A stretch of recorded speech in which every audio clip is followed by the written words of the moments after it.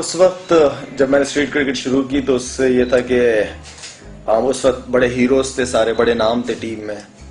تو اس وقت عمران خان کا مجھے بہت زیادہ شوق ہوتا تھا، اس کو دیکھنا اچھا لگتا تھا اور بس اسی کو فالو کرنے کی کوشش کی اور اس کے بارے میں سوچتے رہنا کہ اگر اس بندے کا اتنا نام ہے تو میرا نام کیوں نہیں ہو سکتا اس جیسا.